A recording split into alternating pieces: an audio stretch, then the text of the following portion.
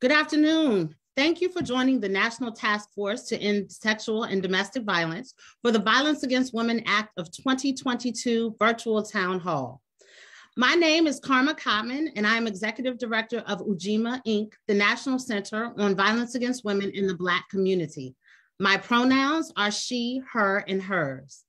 The National Task Force to End Sexual and Domestic Violence, or the NTF, includes national organizations whose primary purpose is to end domestic violence, dating violence, sexual assault, and stalking, as well as a limited number of allied organizations who have historically focused significant time, resources, and energy to ending violence against women. The task force is focused on the development, passage, and implementation of effective public policy to address domestic violence, dating violence, sexual assault, and stalking. We are incredibly excited to have you with us this afternoon as we urge the Senate to reauthorize the Violence Against Women Act. Since it was first introduced in 1994, this landmark legislation has supported life-saving services by increasing resources and strengthening the safety net for survivors of dating violence, domestic violence, sexual assault, and stalking. We are proud of the work that has been done by local, state, and national advocates, first responders, and systems to ensure that survivors have safe options in their most vulnerable moments. Yet we know that there is more to be done. There are still survivors that do not have access to critical resources, and that is why we must have this VAWA. Each iteration of the Violence Against Women Act builds on the last. This VAWA represents an opportunity to ensure that all survivors have access to the critical life-saving supports they need. It strengthens support to community-based resources that go beyond traditional systems to meet survivors where they are and in ways that are most comfortable and supportive.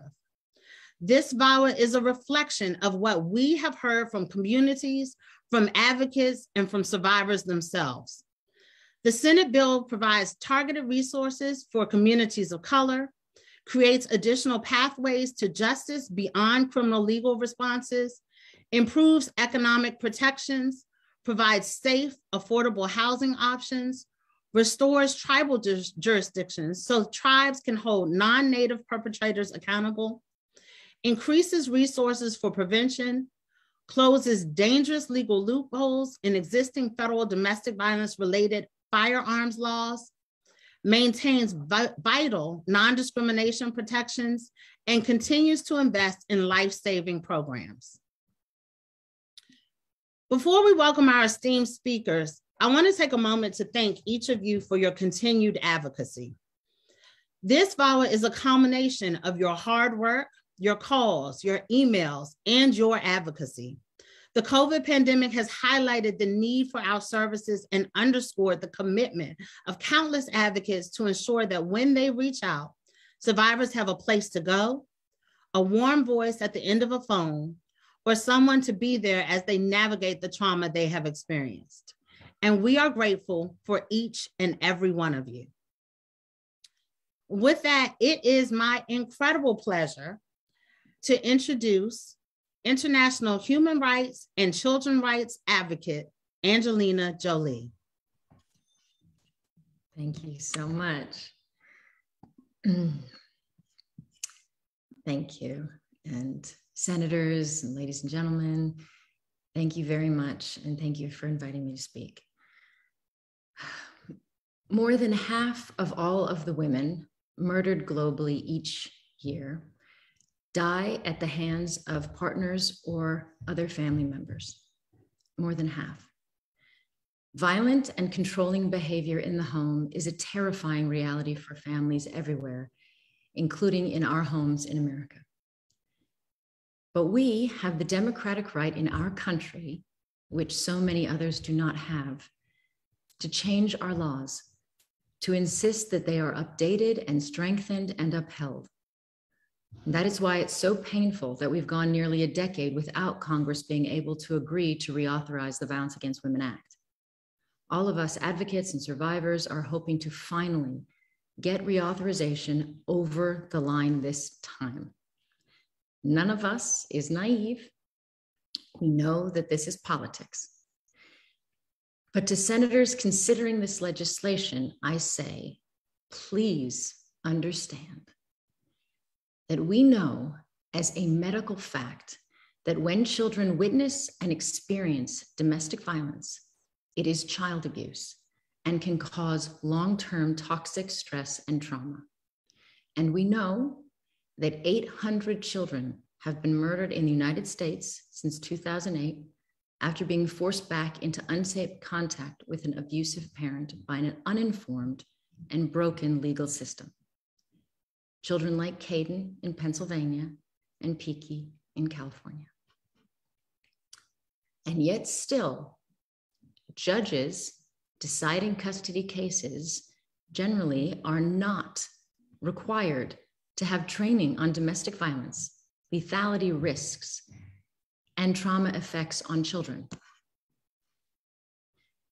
We know that bruising is one of the most common types of soft tissue injury experienced by domestic violence survivors, and that abuse survivors of color are more likely than white survivors to experience bruising that is barely visible or entirely invisible to the naked eye, despite significant harm and pain they experience during the assault.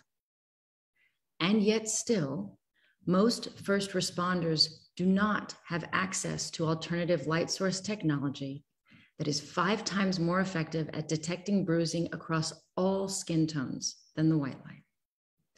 And most bruise diagnosis and detection is still carried out by sight, leaving many survivors unable to prove that they are experiencing high-risk, lethal behavior from someone inside their home. And we know that Native American and Alaska Native women face disproportionately high rates of violence in the majority of cases by non-Native perpetrator. Yet this abuse has continued with impunity because tribal jurisdiction is limited. So we now have the opportunity to pass an act that does a better job of protecting victims of abuse, that requires judges to have training on the trauma effects of domestic violence and to apply legal standards that prioritize children's safety, that funds technology and training to detect bruising across all skin tones to address racial bias in forensic evidence collection, and that restores tribal jurisdiction to over non-Native perpetrators of violence. So that is what is at stake in the next few weeks. And please remember that the problem is getting worse. That domestic violence has increased by over 25% globally during the pandemic. So please, I would ask anyone listening, do contact your senator. Ask them to reauthorize the Violence Against Women Act with these new protections in it for the sake of families across our country. Thank you.